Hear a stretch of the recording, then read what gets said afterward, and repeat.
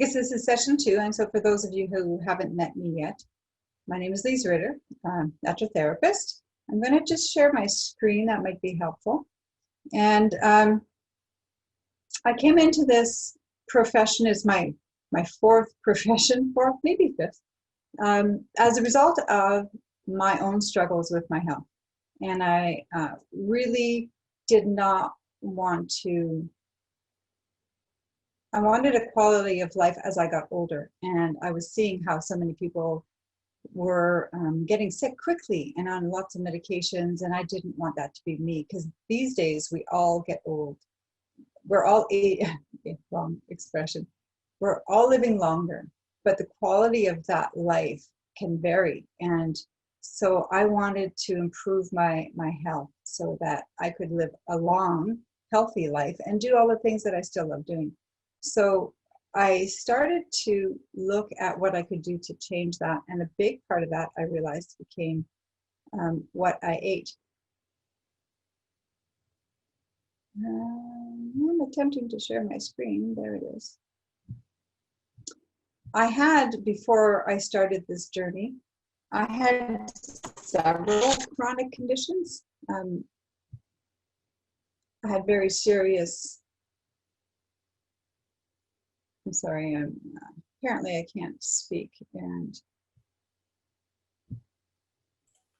present at the same time. Oh, there we go. There we go. I had some very serious chronic conditions, chronic asthma. I was always using my respirator. I had Raynaud's disease, which my fingers were always like super white and they would freeze even in the summertime. I had IBS, and if anybody knows what irritable bowel syndrome is, it's very painful. And I was always bloated and full of abdominal pain and lots of other issues that I won't get into.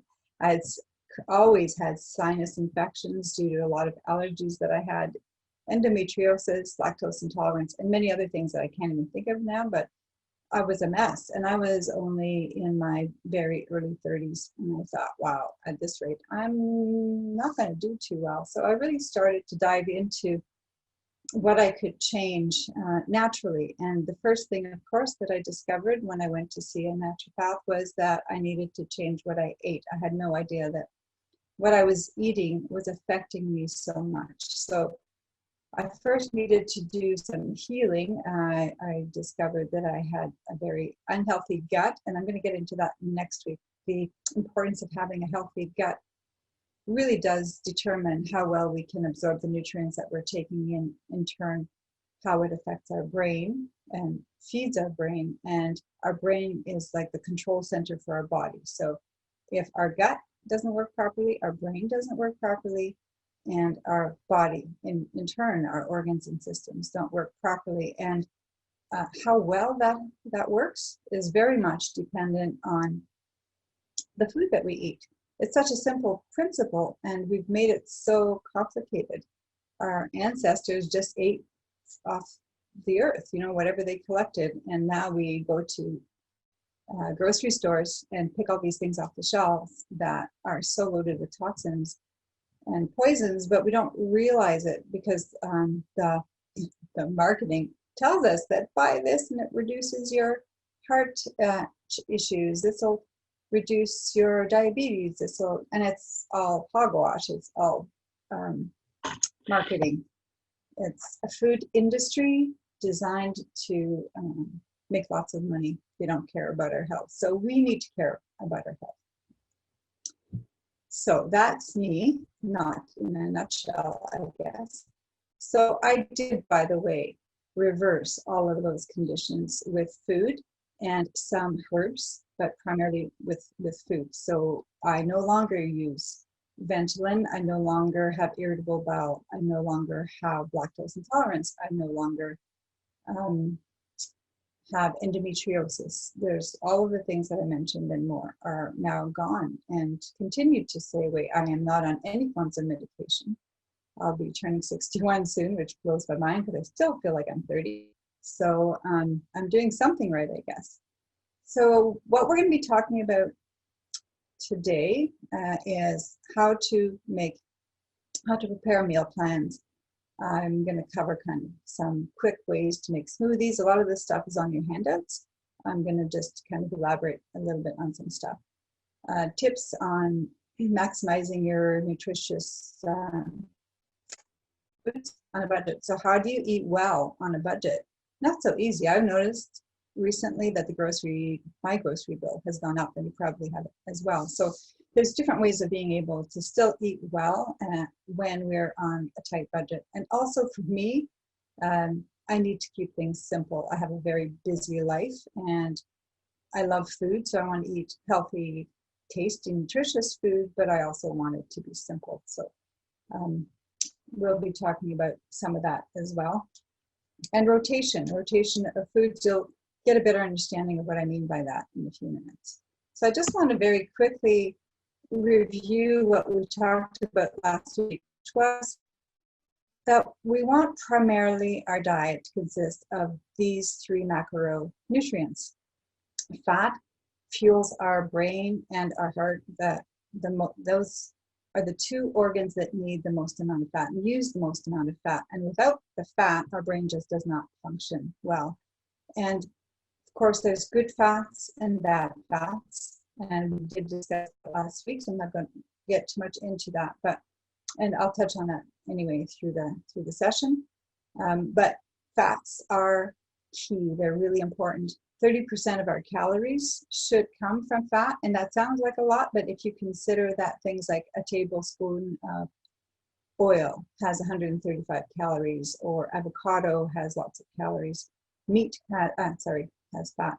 Meat has lots of fat. It's not difficult to get that amount of fat in our diet, but again, it has to be the healthy fats. Eggs have a good source of fat.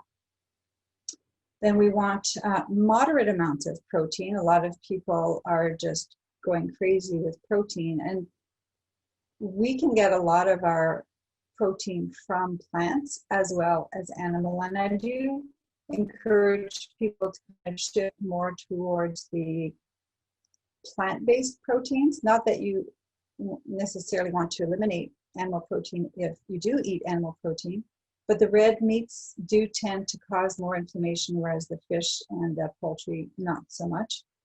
And having a variety of the meats, the plant-based proteins and the animal proteins, plant-based proteins are really ideally what we want to do. The plant-based proteins and fats tend to be anti-inflammatory, so they reduce inflammation, which is what we want. And then, of course, vegetables. I'm big on vegetables. Fruit as well, of course. That's the good carbs, right? The carbs that we want to have the most in our diet. And of course, it's kind of hard to completely eliminate the simple carbs like the bread and the rice and the pasta and sugar, but we do our best. So the food groups I look at are good fat, good sources of protein, and lots of vegetables and some fruit. And you're going to see there's going to be a theme coming up here. So I'm going to show you basically different meals and what they can look like. And these are all actually pictures of my meals. I take pictures. I always do. Everybody tells me I should, and I never know what to do with them. So here they are. You will see in every plate there is a good source of fats, protein, and vegetables. The top left corner is a frittata. I don't know if you're familiar with that, but I have a lot of vegetables in there with eggs and a little bit of goat cheese. And I do prefer goat cheese, not that I eat a whole lot of it, but I do digest it much better, and most people do. And the one thing that dairy still does for me is it creates sinus issues, where goat cheese doesn't tend to do that.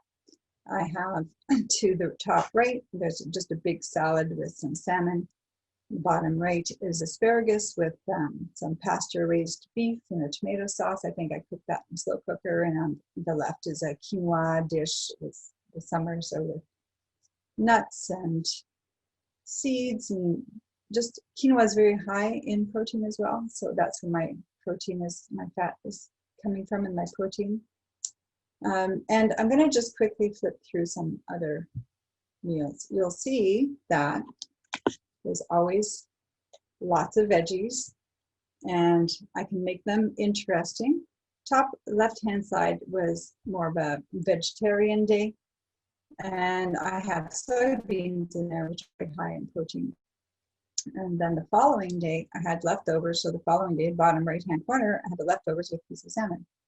And on the top right-hand corner, I have, I roasted some vegetables, and there's a salmon patty there. The following day, I had leftover roasted vegetables, so I threw together a bit of a tomato sauce and poured it over top of that, and I think there's some ground turkey in there in that tomato sauce. So it's all about, I like to reuse my leftovers in different ways, and I tend to actually cook more than I'll eat in a meal so that I can have leftovers and then use it in a different meal the following day. And this is kind of the same idea. Top right-hand corner, the shrimp was on sale, so I bought some, and I made a huge stir fry. The following day, I didn't want to reheat the stir fry, so I made a soup with it, and that's the picture on the bottom.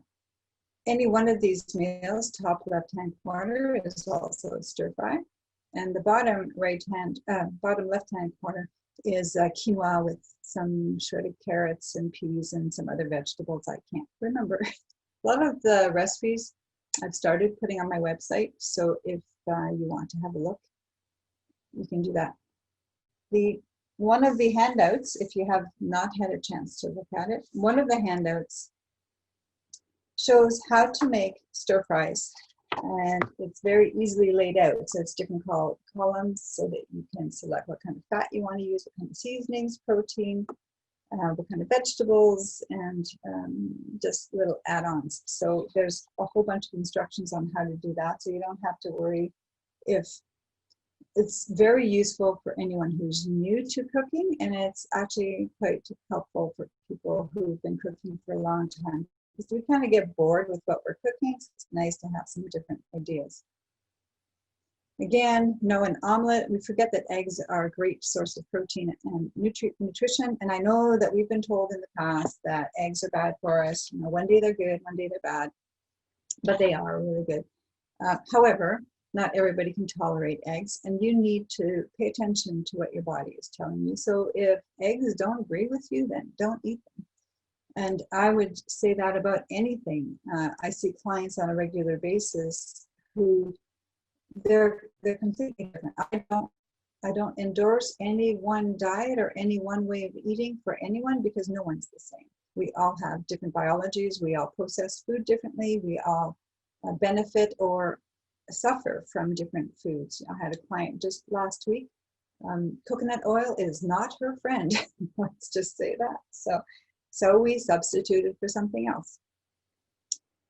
So going back to just the pictures here, you see there's always some vegetables, lots of vegetables. The top right-hand corner, some green beans from my garden, some quinoa, and I believe that was like a turkey parmesan. Left-hand bottom corner, some beans, I guess. Yeah, probably left over from the day before, with some salmon. I do love salmon, in case you haven't noticed. And the bottom right is a huge spinach salad with turkey leg. I like turkey, but not the white meat. That's just meat. So I like to use turkey in lots of different ways. And I've noticed in the grocery stores, the store I shop at anyway, that the turkey, turkey thighs. It's a big portion of meat on there, very tasty. It's free range, antibiotic free, and all of that stuff. And it's the most inexpensive poultry I've found. I don't digest chicken very well, but I do digest turkey very well. So I buy that, and that'll go a long way. If I cook that, two little, or I should say two fairly large turkey thighs, I can have easily 3, maybe 4 meals from that. I do love shakes. I love shakes and smoothies because I can get a whole lot of nutrition and nutrients in one meal. And to save myself some time in the morning, I like to get everything ready in my blender, or if you have a magic bullet or whatever it is that you have that you can use to make smoothies in. I prepare it all the night before. I don't blend it. I have all the dry ingredients in the blender, and then in the morning I add the liquids and blend it up, and I'm ready to go. So I do find if I don't prepare it the night before, then I'm rushing in the morning. And if I'm too busy, I may or may not make a shake or smoothie. And I really miss it when I don't, because this is the meal that keeps me going through the morning, and very often right into up to 2 and 3 o'clock in the afternoon. I feel very satiated and I feel very full.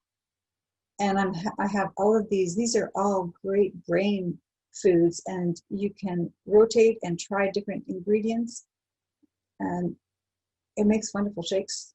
And of course, I would suggest starting with maybe one green, and not too much of the flaxseed will really thicken your shake, so you might need to add more liquids. So the quantities are laid out in the handout so that you don't have to worry about what's on the screen here. There are specific quantities of everything that you can use to make a shake, and then you can have fun with it. You can have a different smoothie every day if you want to. And I always forget, Mike reminded me this morning, water. We need to drink lots of water, especially if a lot of us are sitting behind the screens and we're not moving a lot. We need water because we need to flush toxins out. And if we're not moving, then we need the water that much more. So I'm going to move on to snacks, brain boosting snacks. Top left-hand corner is kale, kale chips. I love kale chips. That's actually kale from my garden. Very good for your brain. The dark chocolate, if you want something to boost your energy in the afternoon when you hit that 3 o'clock mark and you're really dragging, that's the ticket. You don't need a lot. I have a little bit in the afternoon, and it's way better than coffee. Tastes better too. Of course, I have the smoothie. You'll see the avocado and the blueberries. Those are great brain foods. You can even have, not everybody likes avocado, but you can have avocado on its own or the blueberries on their own, or have a smoothie. Have half in the morning. My smoothies are rather large. See, this is my smoothie. I'll have that for lunch. I do kind of intermittent fasting, and at the end of this video, I'll be having my shake. That will carry me through till 6 o'clock easily, and I won't be hungry. And it will give me the brain food that I need to work through the day. The other snack you'll see there is walnuts. Walnuts are amazing for the brain, and they kind of look like a little mini brain, don't they? So snack on some nuts. There's good fats and good protein in there. And to the right, bottom, everyone's favorite, broccoli or not, with some hummus. Just great snack ideas. There's nothing worse than not having some snacks on hand, and then we're hungry and we reach out for something that is less than great for our brain. So I'm going to just quickly touch on some of the main things that I want to talk about with regards to the foods that you can buy that will really stretch your budget and that are very nutrient dense for your dollar, basically. There's a lot more on the handout that I've given you, but I'm not going through all of them. I would be here for 2 hours probably. So one that I really like is dried beans. I buy bags of dried chickpeas or mixed beans, different kinds of beans, and I cook the whole bag. I'll cook the whole bag. You need to soak it overnight, and then the next day cook it. And this one bag of beans is going to turn into a whole lot. And then I freeze them into individual little baggies that I throw in the freezer. Now I have them ready, and I find it's much more economical, and you don't have any added ingredients to preservatives, because in cans there are preservatives. Frozen fruits and veggies have come a long way. Now that they do the flash freezing, the often the fruits and vegetables that you're getting are actually better than what's in the grocery store that's fresh, because they're freezing it on site on the farms. So they have more nutrients quite often than something that's been shipped and it's taken 3 weeks to get to us. So there are definitely very good options in terms of nutrition. Often you can get mixed fruits, mixed vegetables, so that you're not buying a large assortment of produce, because produce can be quite expensive. I do recommend that people buy fruits and vegetables that are in season, because obviously they're going to be a lot cheaper. Asparagus in the spring is dirt cheap because that's when it's really thriving. Lettuce during the summer, different greens are quite inexpensive. In the fall, root vegetables are quite inexpensive. So rotate the fruits and vegetables based on the season, and then you'll get more value for your dollar.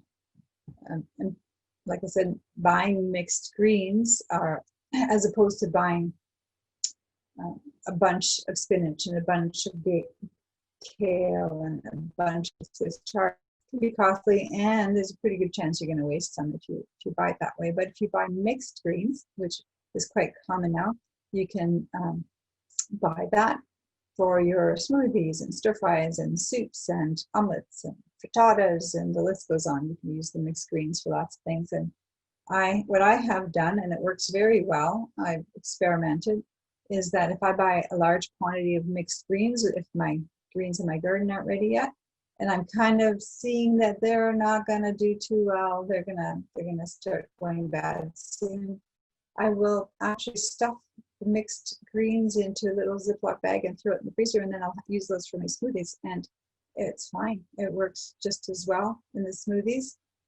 Obviously, you wouldn't want to throw that in a salad, but in a smoothie or a soup or an omelet, it's fine. So I'm not wasting anything, because I don't like to waste food.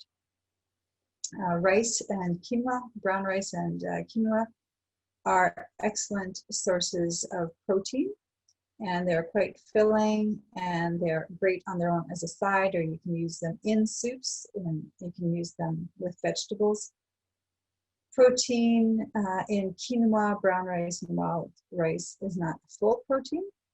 However, when you combine it with other vegetables, then it becomes, I should say, a complete protein.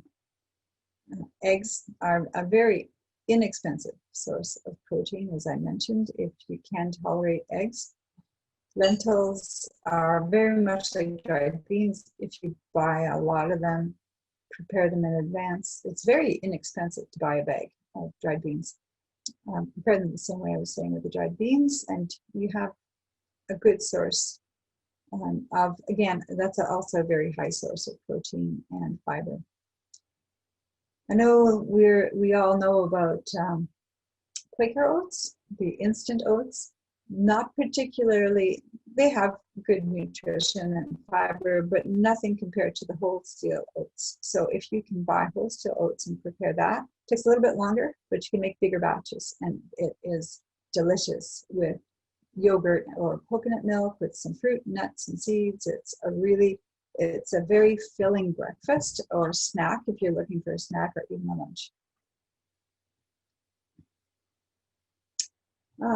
Canned sardines, not my favorite, but I did find canned herring. It's a smoked fish, and it is really good and inexpensive. So about $1, if it's on sale, it's $1. It's about $1.20 if you're buying it regular price.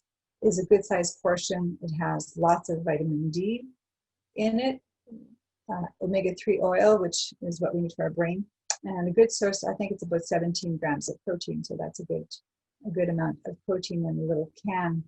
And I don't think I mentioned that protein should be spread out through the day. We don't want to have all of our protein in one meal. So typically anywhere from 20 to 25 grams 3 times a day is a good amount of protein. Obviously, if you're an athlete and you're really working out hard, you're going to need more than that, but the average person,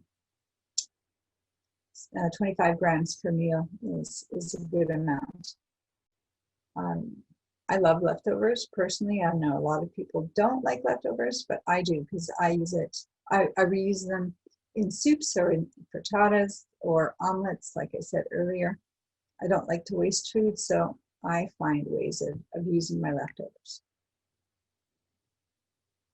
So obviously, trying to eat healthy foods on a budget, well, on a budget or not, trying to eat healthy foods is expensive. So what I like to do is use, this is just my little thing, I call it rotation, rotation, rotation. I can't afford to buy all of the different nuts and seeds in one shot, or all of the greens, or all of the healthy meats and proteins, or all of the healthy fats and oils, or all of the healthy vegetables. I mean, it's just not doable. I don't think I could eat that much anyway. And how much of that would go bad? And it's expensive. So I will buy, let's say, 2 different kinds of nuts, and I'll eat that. And then the next time I go shopping, I'll buy some different kinds of nuts and I'll eat that. And I just keep rotating so that I'm always eating a variety, because they all have different sources of different types of fats and protein and nutrients. So I want to benefit from that, but I can do that if I rotate them. I do the same thing with greens. I like to fresh stuff. I have big gardens. I have a lot of stuff fresh out of my garden in the summertime, and I freeze a lot of it. But during the winter, if I want something fresh, I'm rotating and I'm getting stuff from the grocery stores. And again, I might just get spinach because I have lots of other stuff here that's frozen. But I might want spinach and romaine in a salad or something else. But I rotate. That way, I know I'm going to get a little bit of kale at one time, spinach, Swiss chard. I love all of those things. The same thing with protein. We don't need a lot of protein, and like I said, I suggest that you go more towards plant-based and still have your meats, but if you do eat meat, but we only need 25 grams of protein is about the size of a deck of cards, and that's a good amount of protein, whether that's beef or poultry or fish. The plant-based protein is a little bit different, but 2 eggs is enough. Combining rice and different vegetables is lots of protein. But I like to rotate all those things as well. I'm not going to have in my freezer a whole lot of everything. I might have just turkey and maybe a little bit of fish, and I might have something different the next time.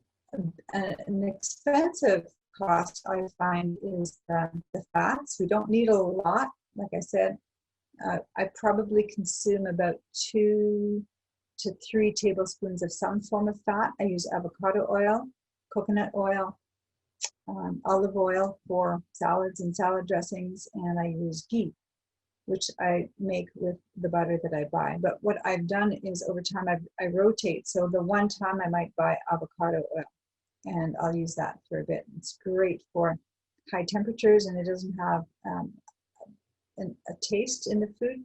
Coconut oil does sometimes leave a taste in the food. And I'll buy, maybe butter's on sale, I'll buy butter and turn it into ghee the next time. So I slowly stock my shelves and I rotate. I'm not going to go out and buy 5 different oils or fats at the same time. It's just too darn expensive. And the same with produce. Like I said, if you're rotating the produce, eating things that are in season, you can buy a lot of it now if you're looking to buy stuff for soups and stir fries. And it's that time of year, right? We want the heavier foods. We want soups. We want. I'm gonna probably make some cabbage rolls soon, and use my crock pot. Comes out this time of year. I can use a lot of the frozen stuff, so that's really beneficial for me. To be able to rotate, buy some frozen, buy some fresh, buy what's in season.